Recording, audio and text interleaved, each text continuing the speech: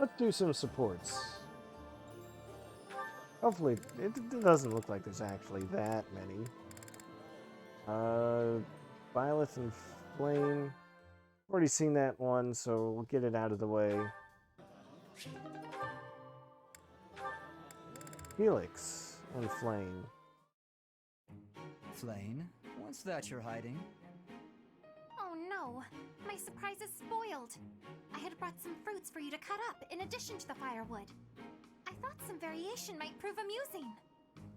Oh, right. Not doing that again. I've got better uses for my sword than chopping up fruit and firewood. That's right, I remember now. Flame wanted to see how good Felix is with the sword.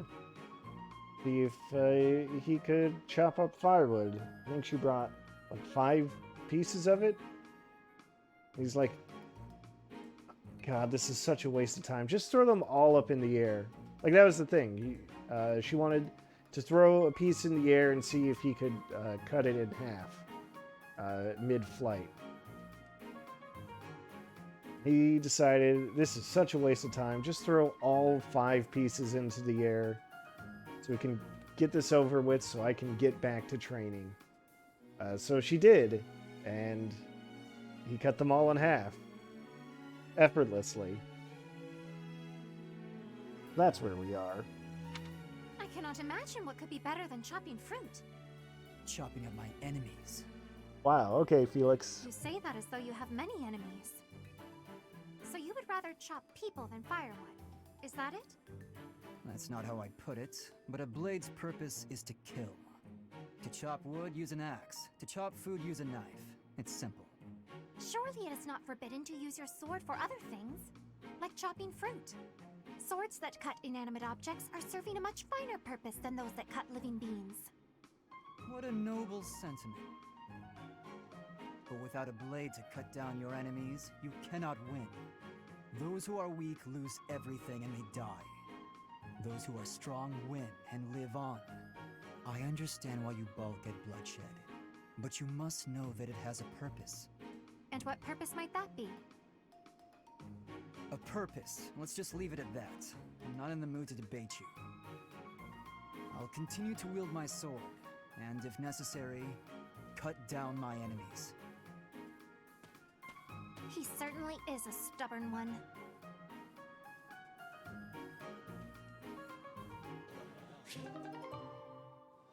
Oh, alright then.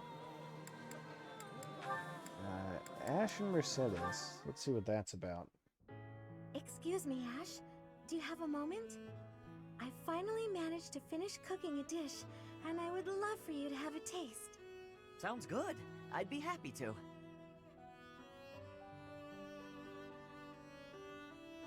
Wow, Mercedes. This is delicious. I used that herb you suggested. Boiling it gave off such a lovely aroma. I think I used the right amount of spice, too. Even I could eat it without burning my tongue. I'm a much better cook now, thanks to you. I hope you can continue teaching me. Oh, definitely. I should thank you, too. Thank me? Even after all the trouble I've caused you? Seeing you persevere has made me really happy. In fact, you've reminded me of someone I cared about a lot. Oh, someone you cared about? Romantically? This is all so sudden, Ash. I don't... I didn't mean it that way. I was actually thinking about my brother. What a relief. I didn't even know you had a brother. He was the son of Lenato, my adoptive father. I always called him my brother, though. Failure never got to him. All he'd ever do is laugh and try again. Whenever I was feeling down about a setback, he would cheer me up. He'd say something like, "Don't worry, we'll tackle it together next time." I was always happy to have him around. He sounds like a wonderful person. He was. And I get the same feeling from you. I've done nothing but bother you with frivolous little things. I'm sure I could never be like your brother. But I'd like to stay by your side, if you'll have me. What do you mean?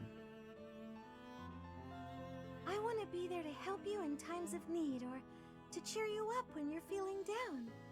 I should be able to manage that without doing too much damage. I'm glad to hear you say that. Thank you, Mercedes. I know I can rely on you.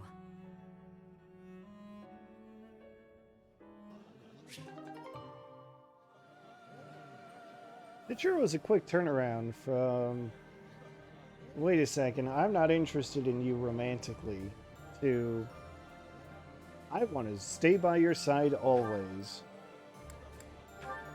Okie dokie. Excellent. Well done, Ash. Continue such work, and you will certainly make a name for yourself. You think so? Thank you, Gilbert. You really are amazing, you know. Your skills with the lance and bow are just incredible. One learns the craft of knighthood well after 40 years of service. Wow, 40 years? That's incredible. With that many years of training, I'd be really strong, wouldn't I? Further training and service will only make you stronger. Yet why spend your life this way? Knighthood is not glamorous. On long campaigns, you sleep rough in all manner of weather, and may eat gruel more often than venison. It seems odd that you would admire me, or that you would long to be a knight. Are you sure of yourself? But of course, it's been my dream for a long time now. I really can't help but admire you. Your years of knighthood are so impressive. I do not deserve your praise. I merely performed my duties to the best of my skill. Don't be modest, you're a great knight. If there's any more you can teach me, I would be very happy to learn. Is he a great knight, though? Tell me this. Once you don the armor, raise your shield, and level your lance, why? What is it you wish to protect? Protect? Well, whatever needs protecting, right? You must know exactly what you protect before you become a knight. I understand. I'll take that to heart. What is it that you want to protect, if I may ask? My duty has always been to protect my lord. That is a given for any knight. But for myself, doubly so. Then there are the personal reasons. Each knight has their own. Yet mine, I do not speak of. Oh. How come? The tragic past. Because it is personal. Mine. It allows me to focus on the work and grants me discipline. That is sufficient. Discipline, huh? Something to protect. I'll have to think of something. I feel like you can kind of tell that you could have that conversation before the 5-year time skip. Because I feel like if you're this deep into a war and you're fighting on the front lines, you could probably come up with an answer.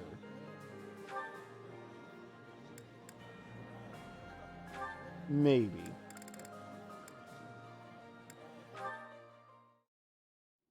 Training on your own? You really do work hard. I hate to break it to you, Sylvain, but there's nobody here for you to flirt with. So there's not much reason to hang around. You're here, aren't you? How ridiculous. Almost as ridiculous as your face. You'd really say something like that to a handsome guy like me? I'm crushed. Joking aside, may I join you? I only came out here so I could train too. Sure, just don't get in my way. I've been thinking about it, and I really depend on you. Maybe that's weird since I'm older than you, but still. Hitting on me? Again? Have some dignity, would you? No, I'm being honest. I thought you'd listen. Hey, I'd like it if you didn't get too far away from me on the battlefield, okay? Just stay where I can see you. I'll stay as long as I can. You're useless without me, after all. What? No, I'm saying if there's one thing I can do on the battlefield, it's keep you safe. Whatever helps you feel better. Stay and protect me then. I couldn't bear it if you went off and died on me while I wasn't around. I'm pretty sure that's my line. It's getting late. We'd better head out. You're right. I'm exhausted anyway. You haven't been practicing enough. All that time you waste chasing after women would be better spent training. I'll train with you anytime, so just... What's that strange look for?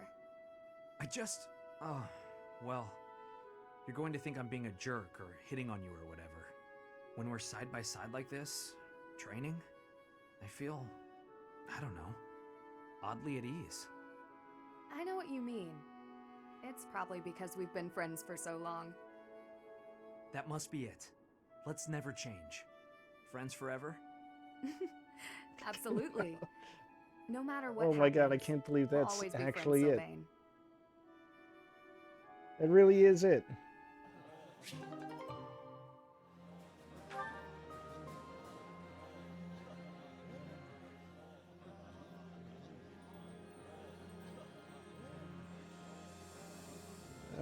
But at least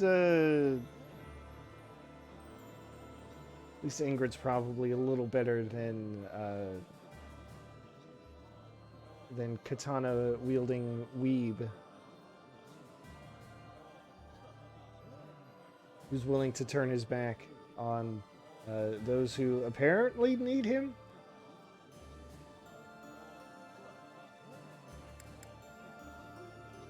I mean, if they're coming to him now that the enemy is at the gate, or however it goes. Anyway. Sylvain, Hi. Why do you look so down? But hey, if you're talking to me of your own accord, can I assume you've figured out I'm not a monster? I wanted to apologize about my treatment of you earlier, Sylvain. I am not normally one to put stock in such rumors. Nothing to be upset about. I mean, I've kind of earned that reputation. I've got this sickness. When I see a pretty girl, I can't stop myself from flirting with her. Like you, for instance. Sylvain? Oh, I am so sorry to hear of your illness. Perhaps my magic will help heal you. Huh? No, I didn't mean it like that. No? Are you not ill then? You know what? Let's move on. Can I take this to mean everything is good between us? Of course. Sylvain, I look forward to getting to know you without the falsity of rumors. Great. Would you like to celebrate our new friendship by joining me for a meal? You would treat me to a feast? That is very kind of you. A chance to spend time with a sweet girl like yourself? It's a pleasure. Your Sylvain? voice like birdsong, your eyes clear as diamonds. But above all, I'm drawn to your kind and loving heart. I am a captive to your charms, Flame. I hear that very frequently. Thank you. Yeah, I guess a girl as cute as you would get a lot of compliments. Anyway, what type of meal were you considering, Sylvain? I would love some seafood, followed by a delicious cake. Oh, I am absolutely famished, as I often am. Shall we be on our way? She's a tough one. Sheltered girls like her usually fall for that kind of stuff. But she's much too savvy, even for a smooth talker like myself. Is savvy the right word? I wonder. Either way, I appreciate that his attempts just bounced right off of her. Good. Sylvain, leave her alone. You're set as an Alois. No idea how this is going to go. Hello. I have a request for you. Oh, Alois. What could you possibly need at this hour? A little birdie told me you're good at telling ghost stories. I suppose I am. So it's true. Excellent. I'd like to hear one of your finest ghost stories. Would you be amenable? Goodness, you want me to share one? Well, certainly. I'm rarely asked to tell ghost stories. Which should I tell? Perhaps the one I heard in the monastery the other day. Wait a moment. Is something the matter? I was only asking whether you'd tell me. The telling itself will have to be another time. Oh, Are you Alois. sure? It's no trouble right now. You big baby. No, I have to steel myself. I mean, I have something important to do. I see. That's a shame, but I suppose it can't be helped. If you don't mind my asking, why the sudden interest in hearing a ghost story? Well, you see, ghosts terrify me. But I'm a knight. Someday, somewhere, I may have to deal with one. A knight who's afraid of ghosts. Yes, it's quite embarrassing. I'm sorry, I didn't mean to laugh. Even knights can't be stoic toward everything. I'm impressed that you're working so hard to face your fear. Oh, it's nothing, really. I will tell you my scariest ghost story the next chance I get. Oh, it needn't be your very scariest. A moderately scary story will suffice. Thank you for taking the time. Well, my interest is piqued. I do want to see where that's going to go.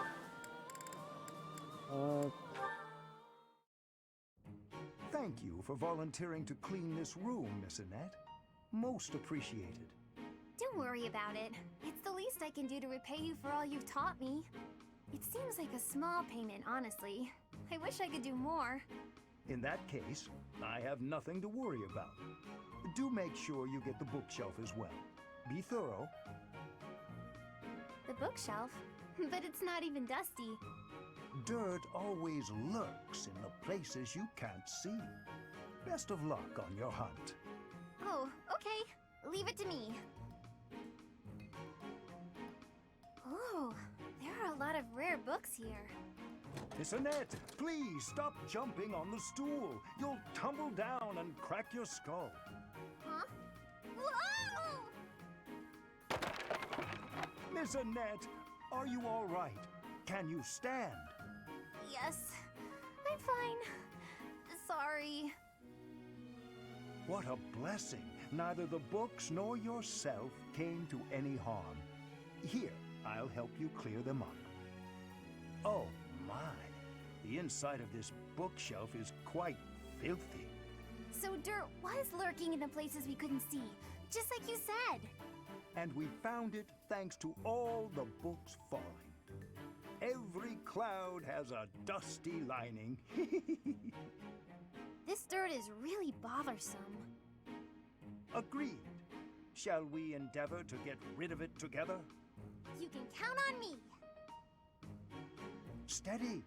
Don't go leaping about in your enthusiasm.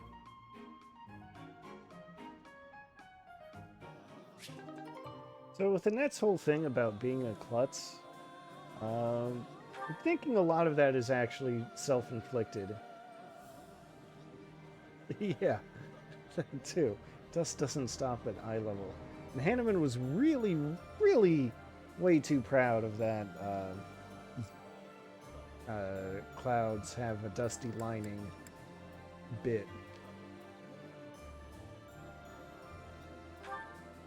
But, oh well. Now let's shift from minor comedy to extremely strained relationship between father and daughter.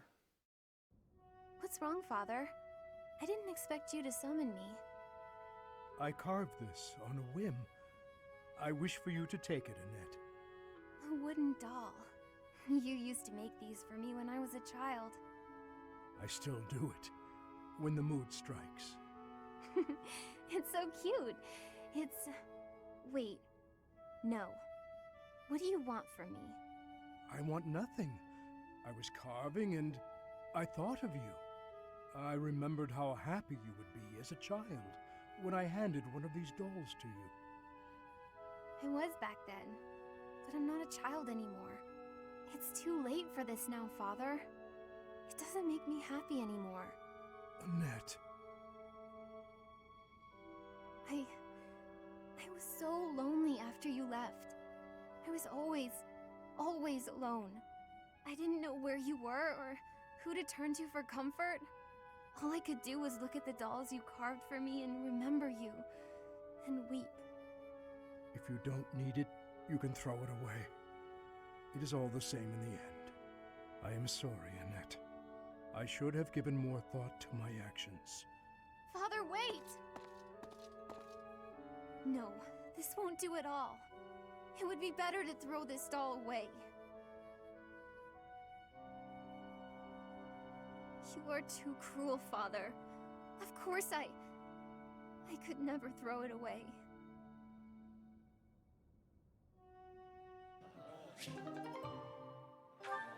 Well, at least that was brief.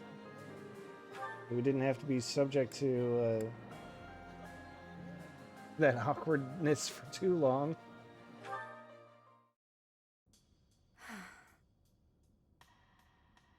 Still contemplating, I see. Without so much as a word, you've read me through and through. Since last we spoke, I've been thinking a lot about my future. How I want to spend my life. It's a lot to think about, and I haven't entirely sorted out where I'm going. I think I need more time to grow. On the contrary, you have given this honest and sincere thought. I am quite impressed, actually.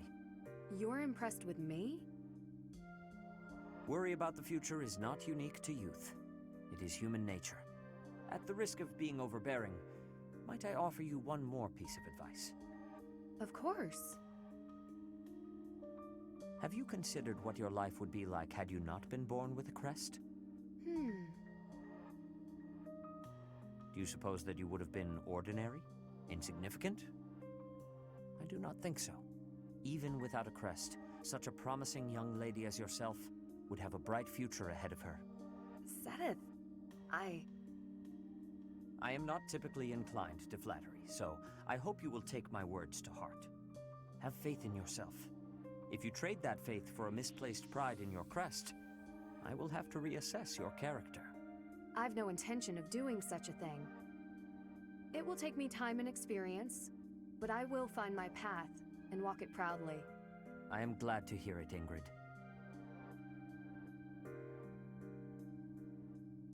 See, that was nice. That went better. Edith and Cyril, I've seen this before, so let's just want to get that out of the way. And I don't remember this I one. was just wondering, So, what was it like back when you were involved with that opera troupe? Your life must have been quite different from how it is here, I imagine. My, how bold to ask an adult about their private life. I'll humor you, though. A diva's life is only glamorous while she's on stage. The rest of her time is consumed by grueling training. Just days and days of practicing, beginning at sunrise, with barely a moment to rest from one performance to the next. Then, once the performances begin, you're on stage for 3 shows a day. Absolutely exhausting. Is that anything like you imagined? It sounds like a world all its own. Thank you. I find the topic fascinating. What sort of roles did you tend to be cast in? As the lead performer, did you play the part of a princess much? Oh, I can only imagine how illustrious that would be. Yes, I was a princess once or twice. And it was quite something, let me tell you. All those royal jewels and flowing gowns. And they didn't just give me the pretty clothes to wear because I was beautiful, you know. I had to fight and claw my way into every role. But once I was there on stage, singing my solo, and all eyes were on me... I definitely remember this now. It was worth it. I was rewarded for every one of my countless hours of practice. And the cheers when I finished a song, the applause. Oh, I can't properly explain it, but I can tell you, it's an experience I will cherish until the day I die. Wondrous. It all sounds so very glamorous. Despite how rigorous a schedule you kept, it sounds like the hard work was worth those fleeting moments on stage. Mine has always been a quiet life. It is hard not to feel a twinge of envy, hearing such stories from you. There's a lot to be said for the quiet life. It was never for me, of course. Still, I hear it's a pretty good deal for a lot of other folks. The thing is, Flame, well, you always have to remind yourself that if a place shines brighter than anywhere else, its shadows will be darker too. What do you mean? Nothing. It's a thing I hope you never come to understand. You know what? The next time you visit, I'll tell you all about the time I played a beautiful princess, and about the handsome prince she fell in love with.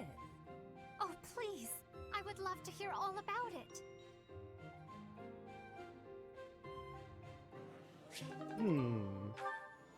Alright. Okay, that's everyone. Cool.